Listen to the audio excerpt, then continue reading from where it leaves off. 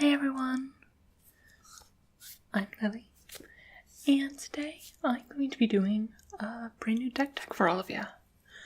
The last poll, the top two were Wasitora, Nekoro Queen, so cat dragons, and this one, Wasitora is coming, but I'm doing something a little bit different with that one, so stay tuned for my video on my Wasitora deck.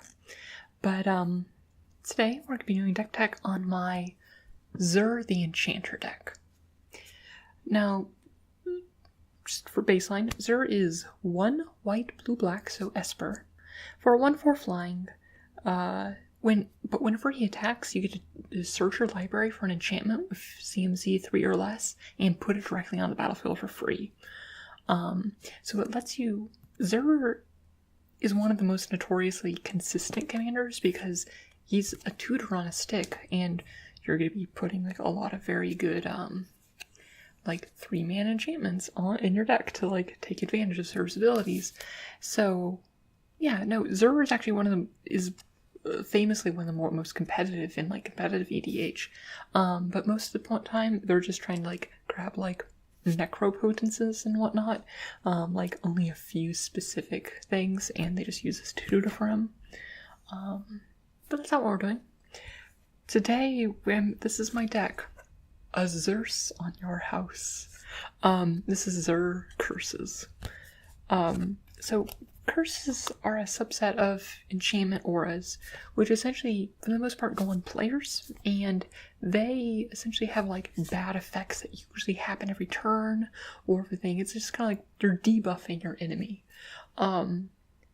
Most of them aren't particularly competitive, but it's a fun deck. It's a deck that's kind of built around the politics of everything and trying to make sure, like, position yourself to, like, win via attrition, oftentimes from just, like, buffing Zur up with some, like, this isn't going full in to go for, like, Zur Voltron, but it does have those aspects just because of the advantages of being able to do that with Zur. So yeah, so let's hop right in. The first section is we're just going to go right in and we're going to talk about the curses. So the first one is our first non-enchantment curse, and that is a Cursed Witch.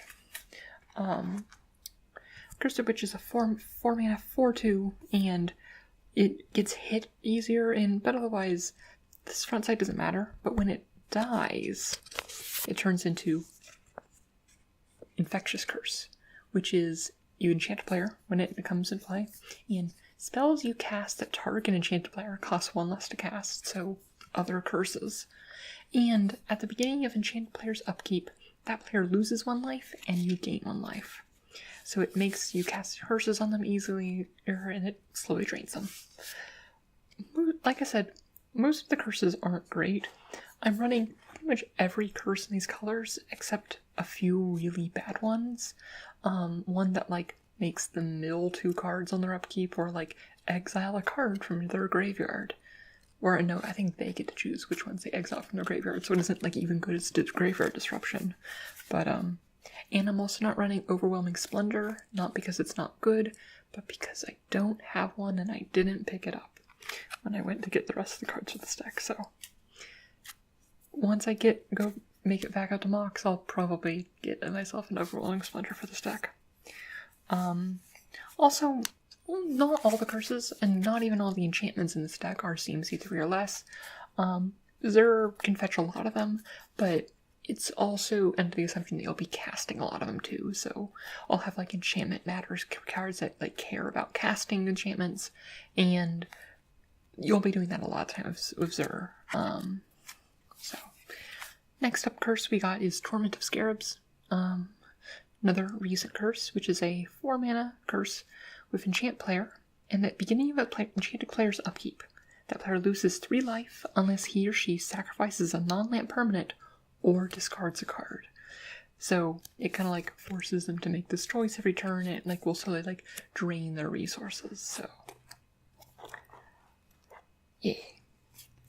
Next up is Trespasser's Curse, which is essentially it's a 2 mana for curse, which is Whenever a creature enters the battlefield under their control, they lose 1 life and you gain 1 life. This is one where a lot of these can just go on anyone. This one you probably want to like shoot on a specific person. If like someone's playing like a token or deck or something, this can really wreck their day and gain you a bunch of instant life in the meantime. So that's another thing this deck has a lot of, is just like incidental cards that like you wouldn't really want to run, because a lot of the times you wouldn't want to, like, they're so situational that you would never want to run them. But since Zur can fetch them for you when you need them, and if you draw them and have to play them, that's okay. But there's some that I'll go into them. But like if I am playing against a token player that's about to go off, I can just fetch Trespasser Curse with Zur to like kind of stem the tide. Also, having so many answers in your deck gives you a nice political angle for people like not to eliminate you, because it's like, hey, I can take care of his like, swarm of his elf balling going on. Alright, so next up is Curse of Thirst. It's a 5-mana curse, but at the beginning of their upkeep, it deals damage to that player equal to the number of curses on them. So on its own, it just does 1 damage to them every turn. But I mean, like, if you have a few curses on here, which this deck has a fair few curses, and I can easily load up more with Zur, they can start like dealing a fair bit of damage. Another card I want to pick up for this deck that I don't have yet is Paradox Haze, which can double upkeeps. Since a lot of the curses are upkeep triggers, it lets me, it can like double the number of triggers on those. Also, like, Paradox Haze is just a fun enchantment. But I have a few cards in here which are just like, this card is fun, and like, it has weird, wacky things it does to the board state. It may not be good, but it's fun, and honestly, I like just doing dumb stuff in EDH, so. Next up is importantly, foil Cruel Reality. I got this at a draft, where my deck had 2 Cruel Realities. It was a great deck, and a bunch of ramp to get to my Cruel Realities, but it's a 7-mana enchantment, which says, at the beginning of enchantment player's upkeep, that player sacrifices a creature or planeswalker, and if they can't, they lose 5 life. So it's not a choice. They must sack if they can, and if they have no creatures or planeswalkers, then they lose the life. So it's, repeatable edict every turn. It's quite nice, and it will whittle away at them. Next up is Curse of Echoes, another 5-mana curse. Enchant player, and whenever enchanted player casts an instant or sorcery, each other player may copy that spell and may choose new targets for the copy he or she controls. So if they, like, you play this against, like, the Mizzix player, and all of a sudden they get all of their stuff, it's impossible for them to counter anything, and it's just, it adds to a lot of hilarity, especially when you like start doing things like Curse of Echoes, when like, and they cast like Cruel Ultimatum, like that just starts having like weird stuff going on. Okay. Next up is Curse of Inertia, which is a 3-mana curse, so fetchable by Zur. And whenever a player it's enchanted, okay, put it back. So essentially, whenever a player, this is another subset of curses which care about when they're attacked by other players. And this one is whenever a player attacks the enchanted person, they may tap or untap a permanent of their choice. So they can give their guys pseudo-vigilance or tap down a blocker to get through and stuff like that. So it just makes attacking that player a little bit better. And that's kind of like that politics edge of this deck, where it's like, you just want to like entice people to attacking the other people and not you. Next up is Curse of Misfortunes, which is a 5-mana curse. At the beginning of your upkeep, you may search your library for a curse card that doesn't have the same name as a curse attached to that player. Not relevant in EDH. It might be if there's like 2 curse decks, but that's so rare. And put that onto the battlefield, attach to that player, then shuffle your library. So essentially it allows you to grab a new curse every single turn on whoever you put this on. So it's like, you can play that, and then search up like Cruel Reality or Overwhelming Splendor when I get it. If you don't know what Overwhelming Splendor is, it's not on this deck and you pick one up, but it's essentially, it makes all of their creatures 1/1s, it's 8 mana, and they lose all abilities, so it turns all of their guys into just 1/1 vanilla creatures. Alright, so next up we have Curse of Disturbance, which is a 3-mana enchantment. Zur can tutor this up. And whenever enchanted player is attacked, this is part of the Commander 2017 cycle, you get to create a 2/2 black zombie, and the player who attacked them gets to make a zombie. This is something unique to the C17 ones, is where, like, there was, like, I think C15 had, like, some sort of curses in them, but that only cared about the person attacking. This gives you the bonus to the person who's attacking, and you. So, yeah. It's like, it helps them, but it helps you the most. Next up is Curse of the Shallow Graves, which is actually the same thing, except you don't get the zombie. So, I mean, it's worse, but hey, it still encourages people to otherwise attack you.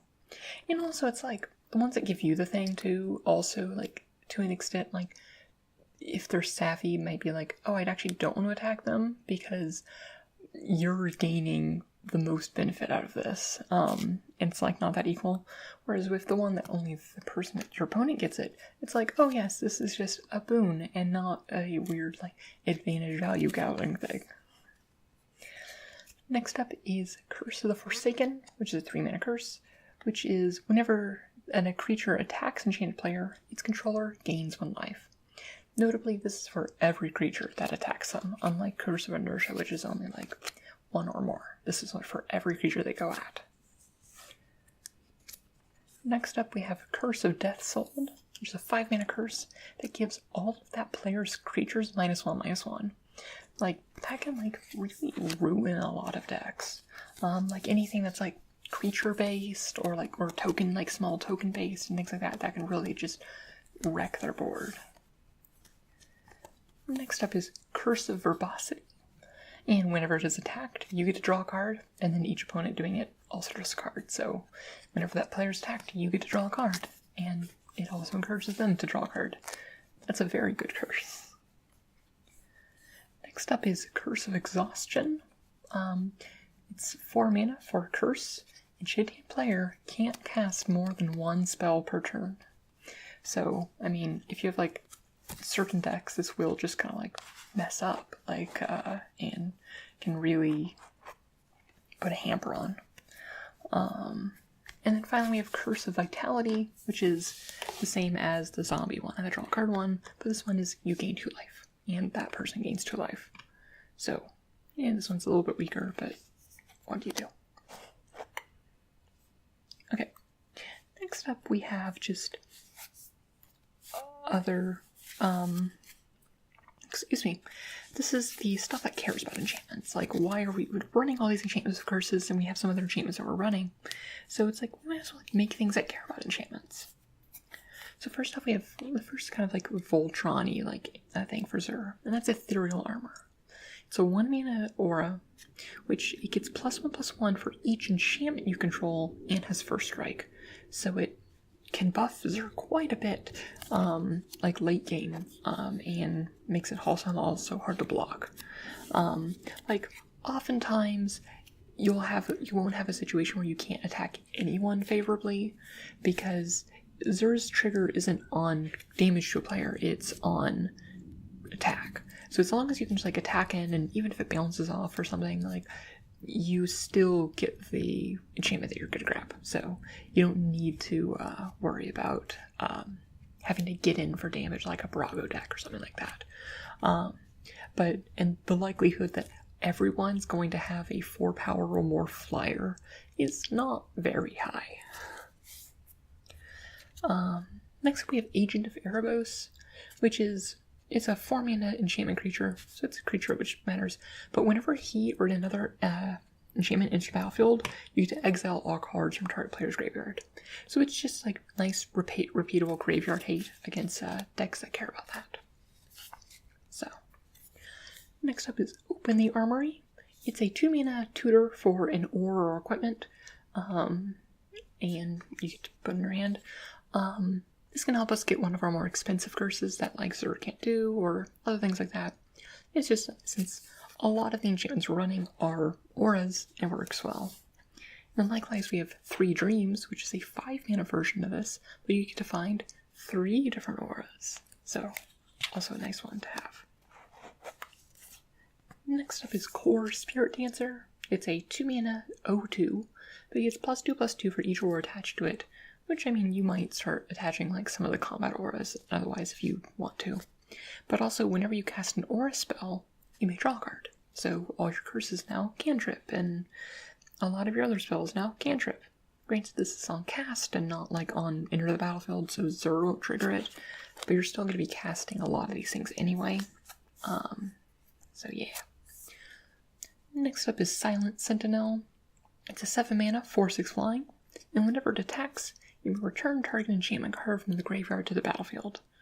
So, I mean, if you eliminate a player, or if like all permanents got wiped or something, it allows you to start bringing back your curses. Next up is just an Auramancer. It's a 3-mana 2/2, and it just returns a enchantment from the graveyard to your hand. So it just helps you recycle some stuff.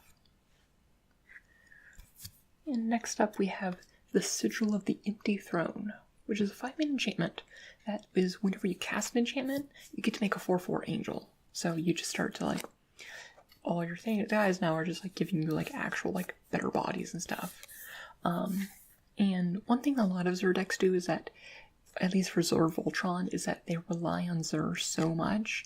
And this one is kind of like, I have some backup plans, one being Sigil of the Empty Throne and other things, and just like whittling people away with curses. That I don't, this deck does not break if Zur is not on the battlefield or is otherwise indisposed. So, yeah. And then finally, on this, or no, not finally, I lied. Next up we have Underworld Coinsmith, who's a 2-mana 2/2 enchantment creature, so can be fetched of Zur. And whenever it or another enchantment enters the battlefield, you may gain 1 life.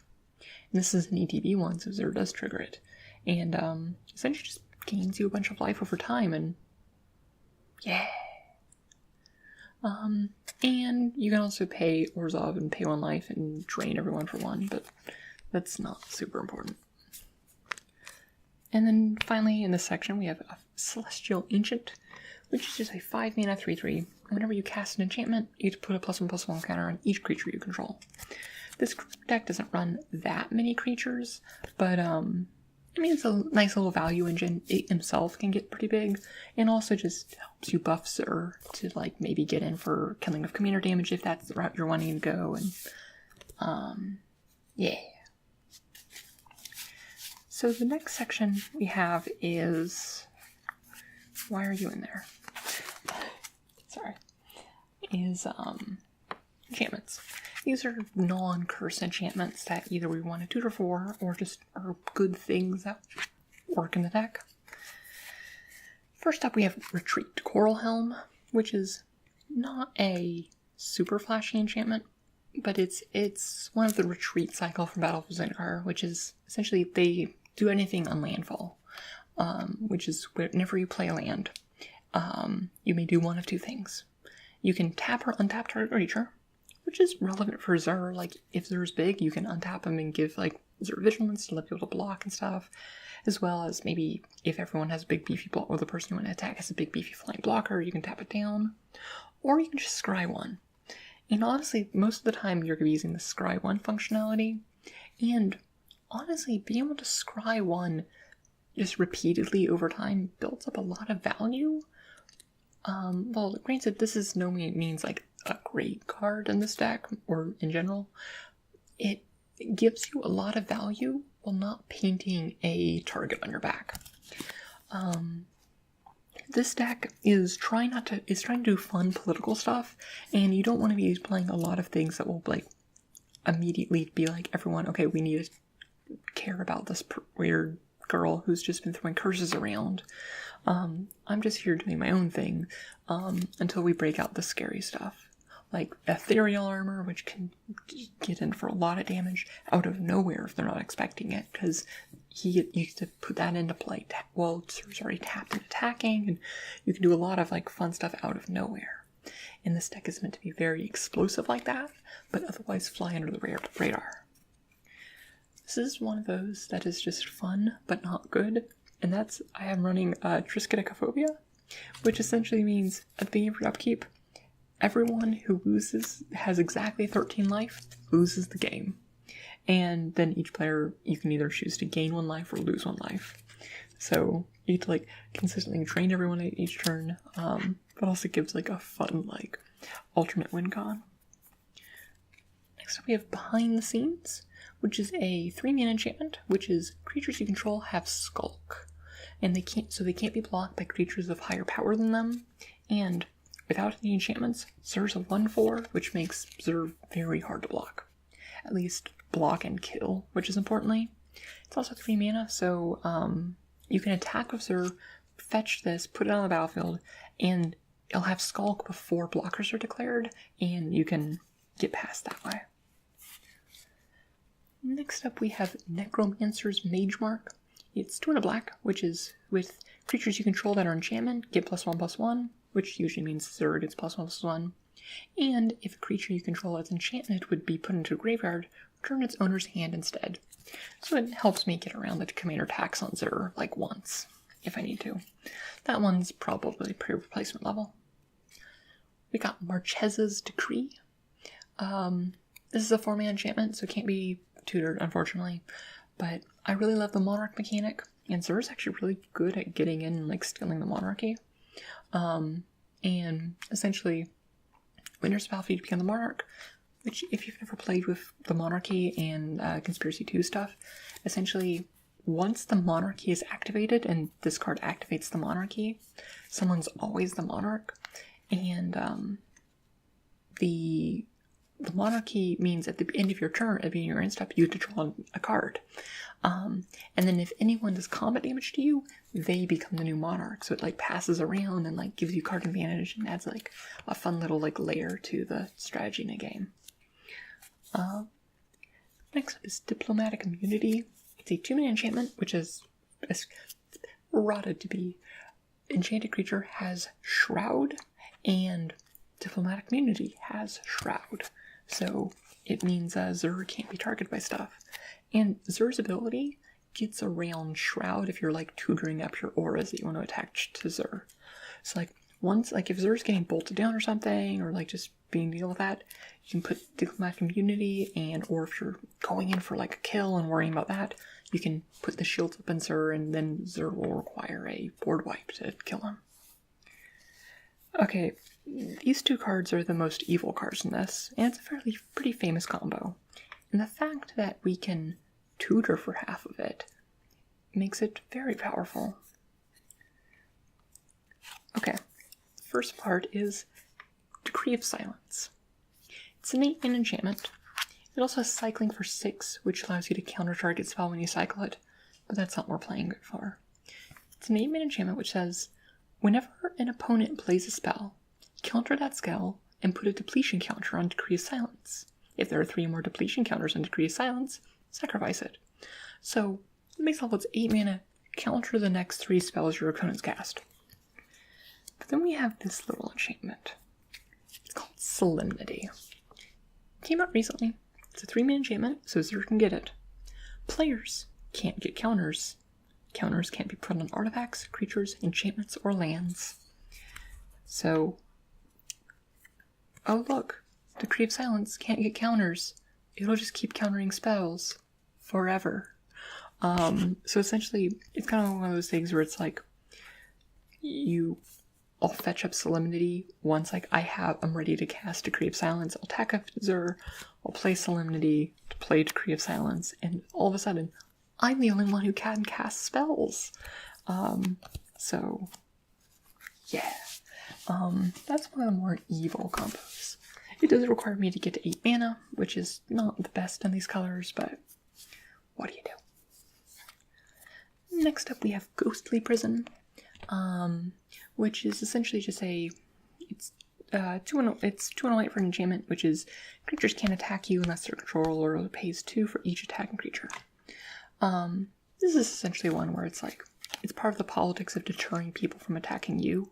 Because this deck doesn't have a lot of creatures, it doesn't have a lot of defenses, and essentially you want to make yourself look at like the least appealing target, be it with like all the goodies you put on other people if they attack, as well as like effects like this.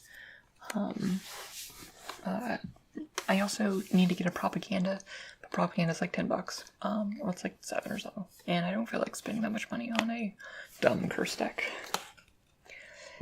Right, next up we have Authority of the Consuls, which is a 1-mana enchantment, which causes creatures your opponents control to enter battlefield tapped. This is good if your like opponent has weird haste shenanigans going on and you want to like protect yourself against that. And it gives you life whenever a creature enters battlefield under your control. So I mean, it's one of those situational cards where it's like, if your opponent is like has an anger in the graveyard or it has a Xenagos on board, like you can help like slow down and make sure like you don't just die out of nowhere. Next up is we have a couple cards from Zendikar, and these are 2 of the Umbras, which have an ability called Totem Armor, which means if like the creature enchanted, probably Zur, would die, you can instead just sacrifice the Totem Armor enchantment, and instead of that creature dying. So first up we have Feldar Umbra, which is 2 mana, and it just gives it lifelink and has Totem Armor, and you can pay more mana to swap it around creatures, but it gives her lifelink, which with some other boosts can deal a fair amount of heal you a little bit, but mostly for the Totem Armor. And we also have Hyena Umbra, which gives it +1/+1 first strike and Totem Armor. So, helps protect you. Next up we have Monastery Siege, which is a 3-mana enchantment, so you can get it from Zur. And when it enters battlefield, you get to choose Khans or Dragons. Pretty much always you're going to be choosing Khans. And that means at the beginning of your draw step, draw an additional card, and then discard a card. So on your draw step, you then get to draw 2 cards and discard a card. So it gives you a lot of like nice card filtering and stuff, and at the beginning of your on every turn. And Dragon says, spells your opponent's cast at target you are permanent control cost 2 more to cast. I'd rather just have the extra card filtering. And finally in this section we have Abzan Runemark, which is 2 and a white, so you can get over Zur. It gives the creature +2/+2, and it also gives it vigilance if you control a black or green permanent, and Zur is a black permanent, so I'll give Zur +2/+2 in vigilance, which is nice.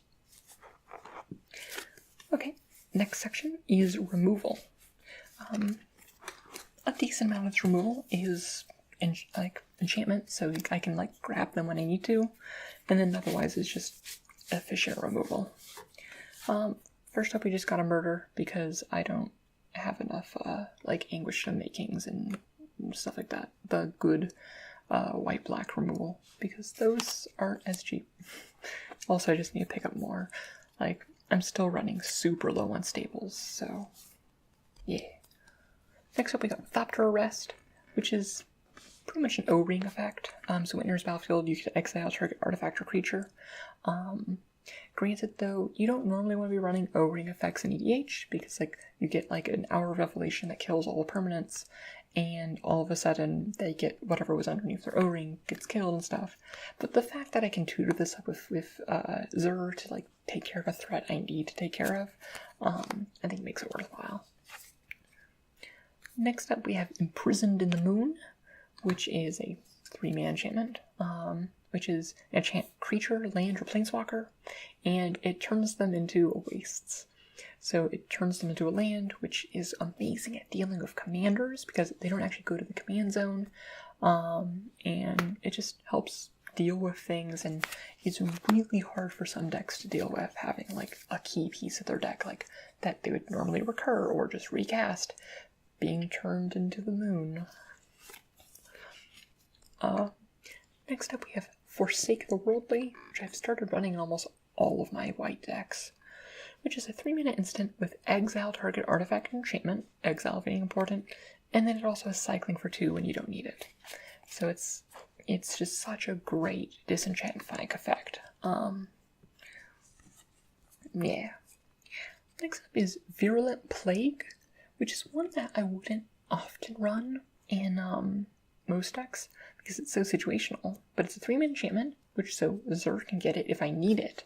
And it says creature tokens get -2/-2.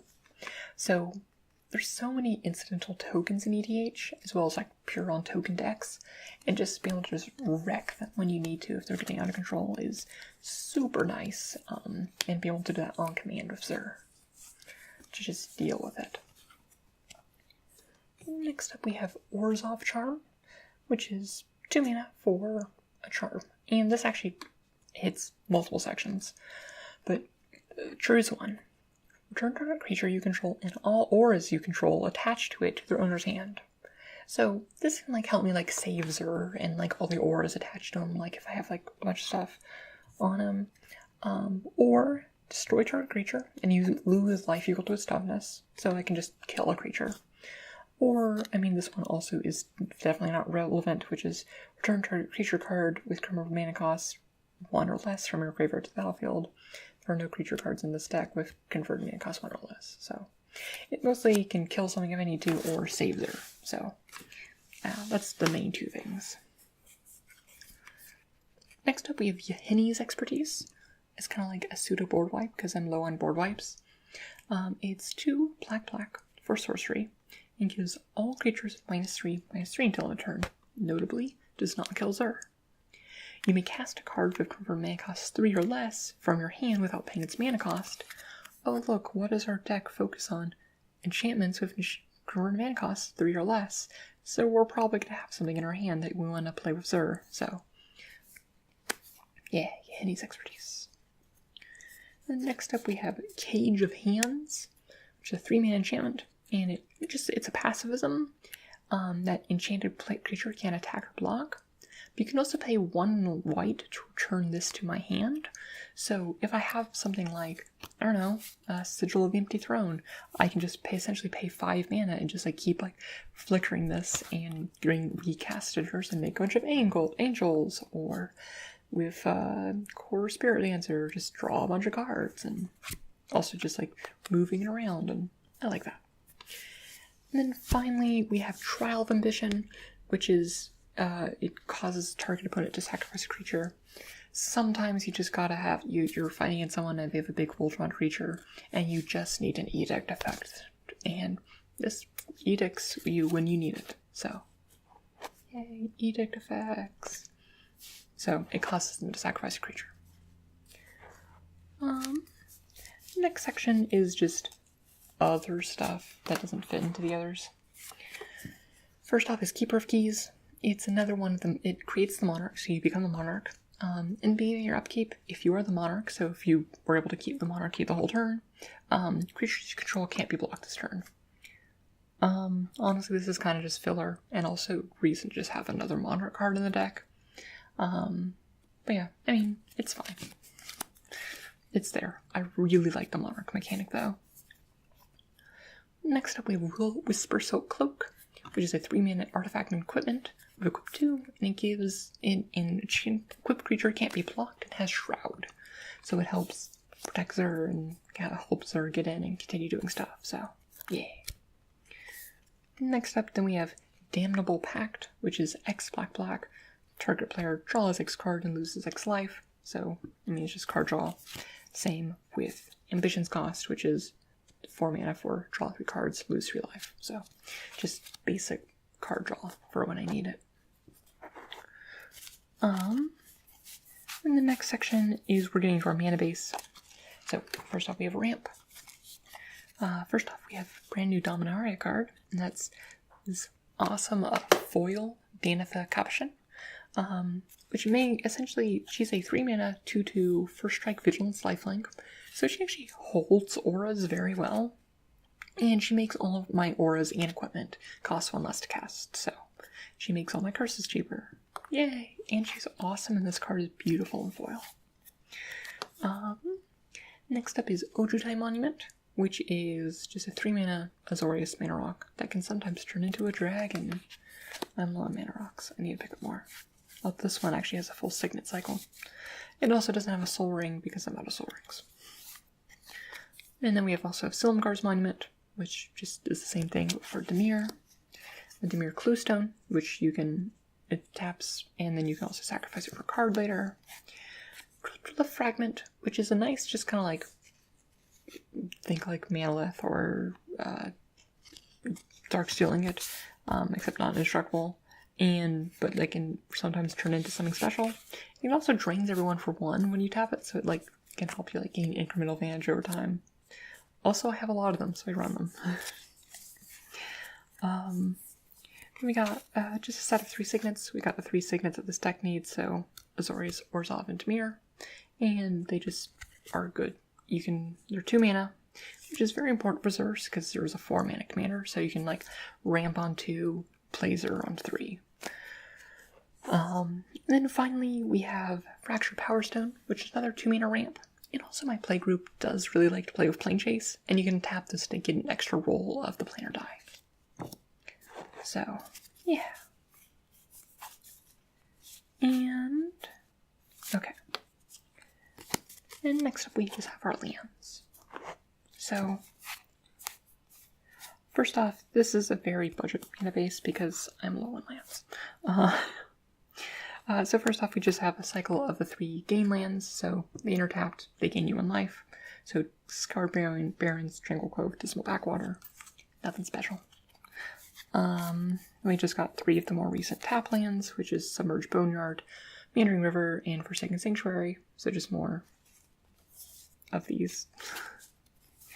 A couple deserts that cycle for stuff. So Desert of the True, Desert of the Mindful, because I don't have the better cyclers.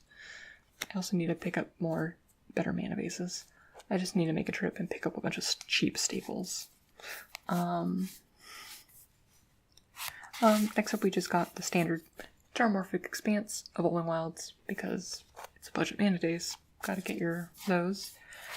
I got a couple of the Beyond's lands, so Orzhov Basilica and Dimir Aqueduct. I don't have any more Azorius Chantries, so no Azorius Chantry. Next up we got Blighted Cataract, which is, this deck is low on card draw. And this one you can just pay 6 and sacrifice it. It taps for colorless, but and draw 2 cards, so it gives you some nice card draw late game. And this deck doesn't have super like restrictive mana restrictions, even though it's 3 color. Got a random Tainted Isle, which is taps for colorless, but also taps for blue-black if you control a swamp. An Esper Panorama, which you can pay 1 and sacrifice it to tutor for 1 of Esper, so plains, an island, or a swamp. It just helps you. It's a nice budget fetch, essentially. And you got Field of Ruin, which is just non-basic land hate, so because there is like all the new like Ixalan lands that you're running around that you have to deal with sometimes, and yeah. Then we got our basics. We got 1, 2, 3, 4, 5, 6. Yep, 6 islands. I don't actually have the lands coordinated to the deck yet. I'm going to be going with Dominaria lands because Xur is from Dominaria. But I don't have enough Dominaria lands yet. And swamps, 1, 2, 3, 4, 5, 6, 7, 8. 8 swamps. And 1, 2, 3, 4, 5, 6, 7, 8. 8 plains. So yeah. Well, that is my Xur deck. So what do you think? I really like it. It's a lot of fun. I've only played it a couple times, but it's just a blast to like do with like all the politics and just all of these like janky curses and stuff, and it's a lot of fun. So yeah. Let me know if there's any other decks you want me to play. I'm gonna have a link in the description to a new, or probably the comments, for a new poll to find out like what decks I'm gonna build next. Wasitora is coming, and you should expect that soon. But let me know what you want me to build otherwise. So I hope you enjoyed this video, and I will talk to you all later. Alright. Bye-bye.